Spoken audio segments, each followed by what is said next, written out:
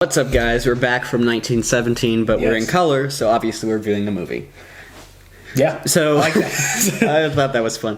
So 1917, it's our yearly war movie. Last year was like Dunkirk, right? The year before that, it was Midway, I think, was another one that came out around this time. There's been, the one who's the medic. I can't remember. Hacksaw Ridge. Yeah. So there's been a good amount of these coming out consistently each year, but I think this was one that, I mean, it's come out a while ago, so, I mean, obviously this review's a little late, but we just got to see it, and so we decided to talk about it. This one's pretty simple premise, actually. It's just, obviously set in the year 1917, First World War. I believe this is like a year or two, or a couple, like we're in the middle part of the war. Yeah, middle part of the war. U.S. is in barely, but not mentioned because we're following British. Yeah, soldiers. so it's like a British unit. They're holding a line in, I believe, what's supposed to be France. And then it's basically two like grunts getting orders to go send other orders from command to stop an attack because they're walking into like a German trap. So pretty simple premise. So I guess with that being said, because I don't know, we might talk a little bit about the plot more in detail since it's a late review. But Michael, what did you think of the movie? I think there's definitely a lot of good things about this movie, but there's also like a lot of that doesn't necessarily stand out. Yeah. So I don't know. Usually when a premise like that is super simple, usually it ends up being like a great journey at the end. Mm-hmm. When I was going to the movies, when they're about to embark, the two people are about to embark on the journey, I was like, oh, this is going to be crazy. And in some ways the movie fulfilled that kind of purpose. They did have some really interesting encounters.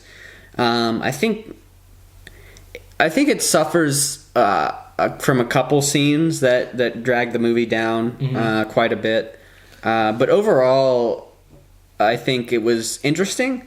And it's probably a war movie with the least actual combat from your main central characters. Like they pretty much is very little of that. Yeah, it really subverts expectations in that regard because, most people think like a war movie, like, okay, we're going to get some big battle scenes. I really did like one thing that they do in terms of the approach of, we start, I think the opening of the movie is actually my favorite part because it just opens so much different than most war films, and I do like the formula, like the standard formula where like, we see them in boot camp, like they're getting to like a camaraderie made, and then you get to see them get sent off to war. And this, they're already in the heat of it. They've been there for a while. They're kind of suffering from, just like the fatigue and just like wanting to go home. And then they get these new orders. And I think like that approach is interesting because that's just not really done in war films. And I thought they filmed it in a really great way. I just love them, walking through the trenches, seeing like what that life is like during that period. And then just, there's some really cool like camera work in there if you're like a fan of cinematography because like each character kind of has like a little bit of a focus as they're walking through so you can get a little bit to know them. And like it kind of, you can kind of tell like when the focus is shifting because like the guy that's talking, he'll be in the front and then there's a section where it starts talking and focusing more about the other guy that's with him and he kind of switches to the front of the line, which I thought was kind of a cool, visual trick to kind of get that point across.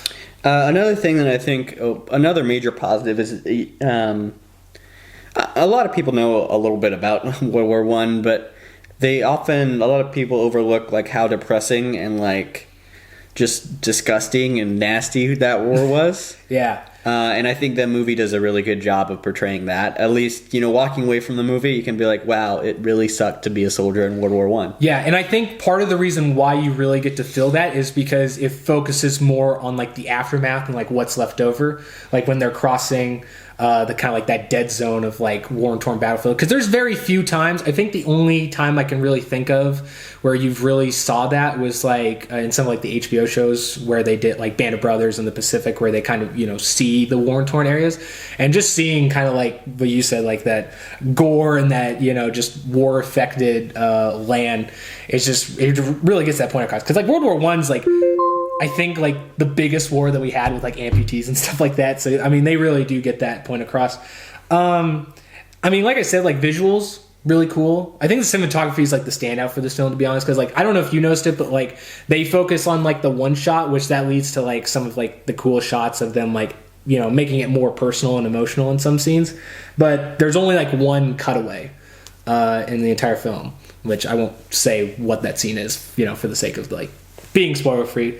But I think there was a couple scenes that were kind of plot breaking in a way, or not plot breaking, but they kind of like, I don't know if people in this, like there was like one where I thought, I don't know if people in World War One in the circumstances that they've been in, like how long they've been there, would have really done that. And then like two, there was like one where it's like suspension of belief, because like if I'm wanting to go more in depth, like for instance, how like one of them is kind of more lighthearted.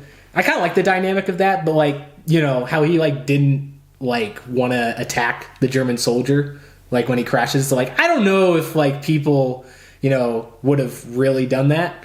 I think hatred built up by that point. Yeah, for sure. I mean, you can definitely see the effects of that later on in the film. I think the one thing that, if I was going to say is a legitimate gripe, is there's one scene where two of the main protagonists get to like this farm or like abandoned farm, and there's no one there. There's not a soul in sight. You can kind of tell, or they kind of hint that there was people there, but you don't see anybody. And then something very big in the film happens, and then almost seamlessly there's people there. And then since it's like the one shot, like we know it's taking all place in the same time. And like literally on the other side of the building, there's like a platoon of people with like trucks and everything. It's like how did they just get there? So I think that could have been avoided, like, just shooting that differently. But I think that was probably like the only big gripe I had. Yeah, there's many, and you addressed them. There's problems with that scene. That's probably about as descriptive we can get without being very spoilery. Yeah. I did before there's an Indiana Jones scene. Yeah. And that seemed, I don't know. I mean, maybe it happened, but I felt like it was one of those like, hey, we're shooting a World War I movie. We can't just show like trenches and like people dying. We got to have some adventure in here. Mm-hmm. So it seemed like highly unpractical. Not that something like that wouldn't happen, but like that they would survive, and both of them would survive. Yeah, there was one thing that it's a really. I mean, don't get me wrong. It's supposed to be like probably the most beautiful part of the movie.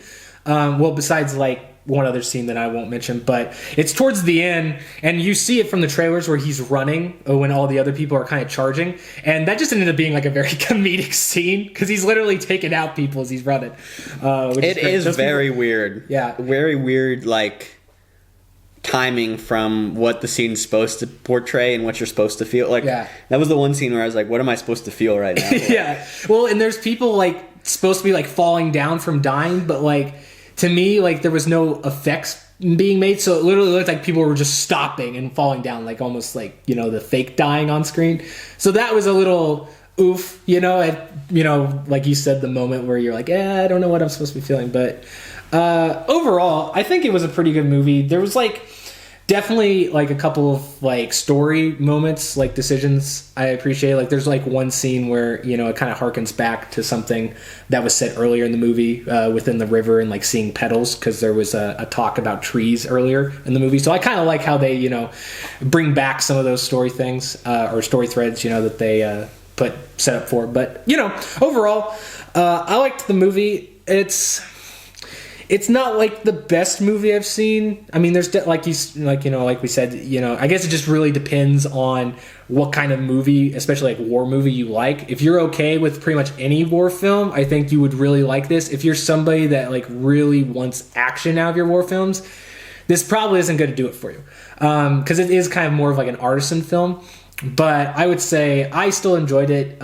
It's not in my like top 10 war films. It doesn't even come close to that probably, or I don't know, maybe it would if I look back on it, but it's still a solid movie. So for that, I would say it's like a worth it.